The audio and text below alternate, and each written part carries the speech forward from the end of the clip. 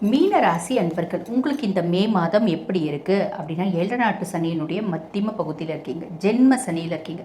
ஏறக்குறைய கடந்த 6 வருஷமாக மீனம் நல்லா இருக்காங்களா? இல்லை, மீளா துயரத்தில் மீனம் அப்படின்னே சொல்லலாம். பொதுவாக மீனம் வந்து பாருங்கள், மற்றவங்களுக்கு மென்டாஸாக, வெல் விஷர்ஸாக, பெஸ்ட் அட்வைசர்ஸாக இருக்கக்கூடியவங்க. இந்த காலகட்டம் அவங்க ஒரு விஷயத்தில் அவங்களோட சுயம் சார்ந்து ஒரு முடிவு எடுக்கணும் அப்படின்னும் போது ஒரு இனம் புரியாத குழப்பம். இது செய்யலாமா, அது செய்யலாமா, இதில் பண்ணலாமா, அது பண்ணலாமா அப்படின்ற மாதிரி ஒரு குழப்பத்திலேயே இருக்காங்க. இது கொஞ்சம் பெரியவங்க பரவாயில்ல, மத்தியம வயசு பர்சனாலிட்டிஸ் ஓவர்டேக் பண்ணிடுறாங்க அப்படின்னு சொல்லலாம். ஆனால் குழந்தைகள், படிக்கிற குழந்தைலாம் இருக்குன்னு வச்சுக்கோங்களேன், படிக்கணும் படிக்கணும் படிக்கணும் அப்படின்னு யோசிக்குது, படிப்பில் கான்சென்ட்ரேட் பண்ண மாட்டேங்குது. டிஸ்ட்ராக்ஷன்ஸ் நிறைய இருக்குது. படிக்கணும்னு போய் உட்காருது, போமா எனக்கு போர் அடிக்குது, எனக்கு டென்ஷன் ஆகுதுமா அப்படின்னு ஃபோனை கொடுன்னு சண்டை போட்டு ஃபோனில் ஏகப்பட்ட ரீல்ஸை பார்க்குது. அம்மா ஃபோனை வாங்கினாங்கன்னா உடனே சண்டை தான். சாப்பாடை தூக்கி எறியறதுன்னா, சண்டை போடுறதுன்னா, ஓன் அழறதுன்னா, ஆர்ப்பாட்டம் பண்ணுறதுன்னா, இவ்வளவும் பிள்ளைங்க செய்கிறாங்க. காரணம் என்ன அப்படின்னு ஒரு விதமான ஃப்ரஸ்ட்ரேஷன் குழந்தைங்களுக்கு. அந்த ஃப்ரஸ்ட்ரேஷனால் குழந்தைங்க வந்து பார்த்திங்கன்னா இந்த மாதிரிலாம் பிஹேவ் பண்ணுறாங்க.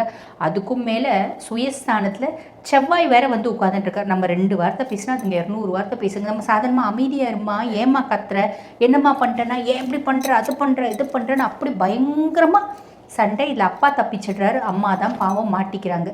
சரி, இவ்வளோ கஷ்டப்படுறது குழந்தைங்களுக்கு காரணம் என்ன அப்படின்னா, சனியும் செவ்வாயும் சேர்ந்து ஜென்மத்தில் அமர்ந்திருக்கா. இது மே மாதமும் தொடரும். 2ஆம் பாவத்தில் தன குடும்ப வாக்குஸ்தானத்தில் சூரியனும் புதனும் இருக்கா. அப்போ நீங்கள் ரொம்ப நிதானமாக டீல் பண்ணுறீங்க அப்படின்னா குழந்தைங்களோட புத்திசாலித்தனம் மேலோங்கும்.